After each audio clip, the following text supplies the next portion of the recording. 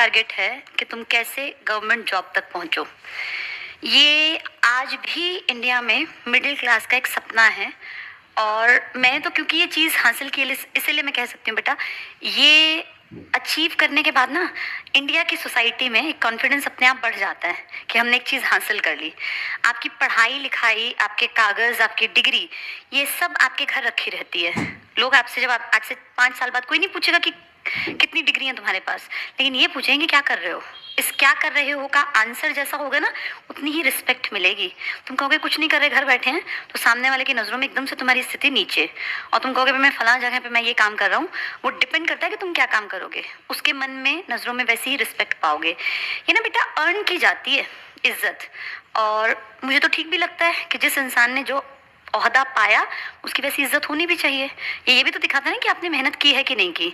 आपको 35-37 साल का आदमी कहे कि मैं बेरोजगार हूँ, तो उसकी इज्जत क्यों की जाए? उसने टाइम पे सही डिसीजन क्यों नहीं लिए? एक इंसान से एक्सपेक्टेड है कि जब वो शुरू के, जैसे एक बच्चे का जन्म हुआ, बेसिकली हम ये मानते हैं कि बच्चे की पढ़ाई लिखाई शुरू हो जाती है। मेरा ये मानना है कि 5th तक वो बच्चा ही होता है।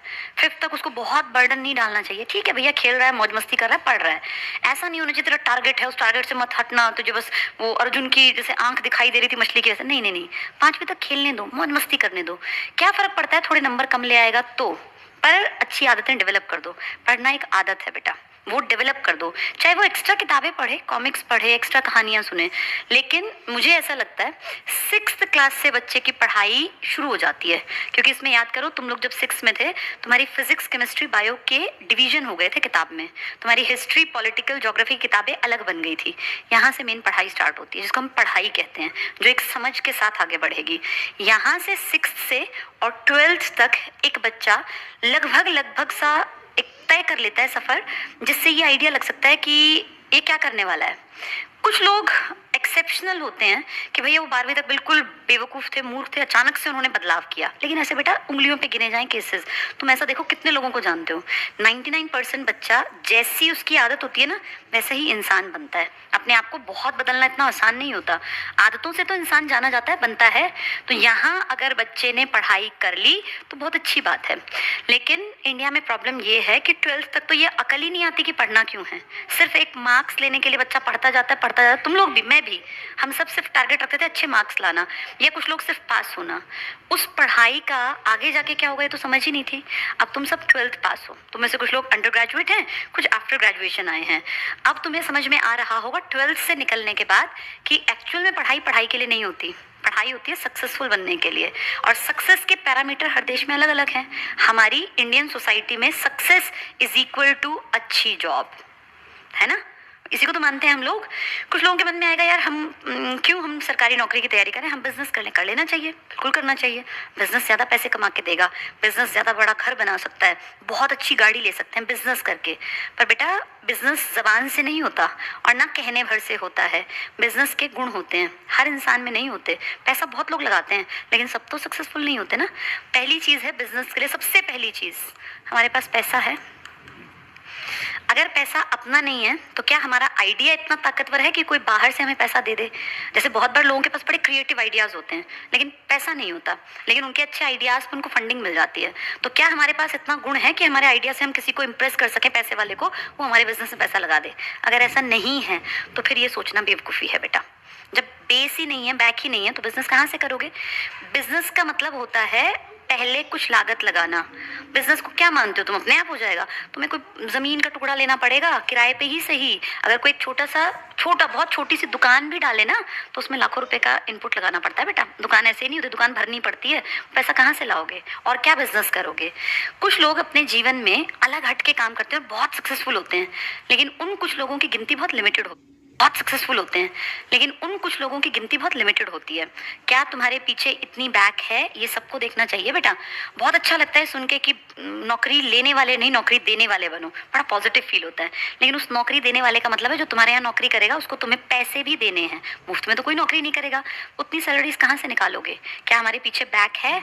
हम 10 महीने बिजनेस ना चला पाएँ, कोई हमें कमाई ना हो, तो उन 10 महीनों में जो तुम्हारे साथ लोग जुड़ेंगे, क्या उनके घर में राशन नहीं चाहिएगा? उनको कहाँ से सैलरी दोगे? तो ना पहली चीज होती है ये समझ होना कि मेरे बैक पे क्या है। हर बच्चे को अपनी लाइफ में अपने घर की फाइनेंशियल स्थिति क्या है ये पता होनी चाहिए। और ये तुमसे बेहतर कोई नहीं जानता बेटा। मैं तो तुम में से किसी का नाम भी नहीं जानती, मुझे नहीं पता तुम्हारे पिताजी क्या करते हैं, तुम्हारे घर में कितना पैसा। पर मैं ये जानती हूँ, being a mother, being a teacher, मैं ये जानती हूँ कि मुझे ऐसा लगता है हर बच्चे को अपने पिताजी के बैक पे क्या है, मेरे घर में कितना पैसा है, कितना मेरे घर वाले मेरी और एजुकेशन को अफोर्ड कर सकते हैं, ये क्लियर होना चाहिए उसके दिमाग में। तभी वो अपनी ज़िंदगी के बड़े स्टेप ले। अब पता चला पिताजी मजदूरी करते हैं, लेकिन बच्चे को शौक चढ़ गया कि जो मुझे तो शोरूम खोलना है मर्सिडीज़ का। तो ये ठीक है या गलत है? गलत है ना, सरासर बेवकूफ़ी है। लेकिन वो कहने मुझे ऐसे मत कहो, सपना बड़ा देखूंगा तभी तो कुछ अचीव करूंगा। तो ठीक है बेटा, देख ले सपना, लेकिन वो सपना रियलिटी में कहीं ना कहीं धरातल पे पैर होने के बाद ही पूरा हो सकता है ना। अब ऐसे एक को देख के दुनिया में किसी बहुत गरीब ने बहुत कुछ किया तो सारे लोग सोचें कि हम वैसे होंगे, तो बेवकूफ़ी है। अगर आपके पीछे बहुत सारा पैसा है, आपके पिताजी बिल्कुल फ्री हैं, आप बिल्कुल फ्री हैं कि अगर हमारे घर में किसी कमाने वाले को कुछ हो भी गया तो मेरी बैक पे 5-6 लाख का महीने का काम है, तो आप कुछ भी अच्छा काम कर लो, 10-20 करोड़ का भी कर लो, फर्क नहीं पड़ता, क्योंकि आप भूखे नहीं मरेंगे। लेकिन आपके पिताजी अगर सिर्फ इतना भर कमाते हैं कि वो अपने परिवार को खींच के मेहनत करके यहाँ तक लाए हैं, तो बेटा फिर वेस्ट मत करना अपने पिताजी का पैसा। तुम्हारे पिताजी क्या करते हैं, कितना पैसा है, मैं तो नहीं जानती ना, लेकिन मेरा ये फर्ज बनता है कि तुम लोग जिस उम्र में हो उस टाइम पे तुम्हारे दिमाग में थोड़ी सी बातें डाल दी जाएं, ताकि तुम अपनी चीज़ों को एनालाइज करना सीखो, अपने बैक को चेक करके अपनी ज़िंदगी के डिसीजन लेना।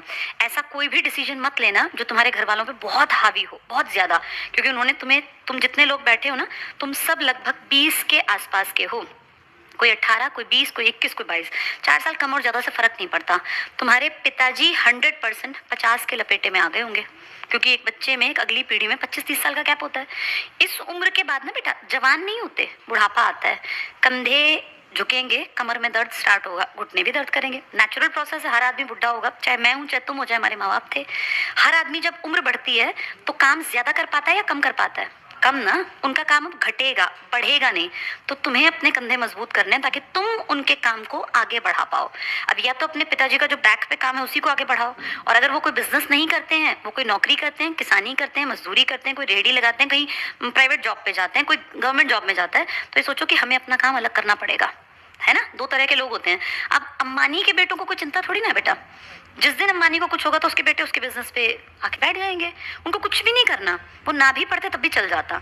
लेकिन आपके और मेरे घरों में तो ऐसा नहीं होता ना। हमारे पीछे हमारे पिताजी कितना करते हैं कि हम लोगों का पेट भरे, हम पढ़ लिख जाएं, आगे अपनी अपनी गाड़ी आपने खुद चलानी है, सबकी लाइफ सबने एवरेज परिवार में खुद ले जानी है आगे। तो इसलिए अब तुम्हें डिसीजन लेना पड़ेगा, गवर्नमेंट जॉब में जाना है, नहीं जाना, प्राइवेट में जाना है या बिजनेस करना है। मेरा सजेशन ये है, अगर तुम्हारे बैक पे बहुत पैसा ना हो तो फिर बहुत मेहनत करके उस बहुत पैसे की कमी को पूरा कर सकते हैं। मेहनत करके एक बार अपनी एक जगह बना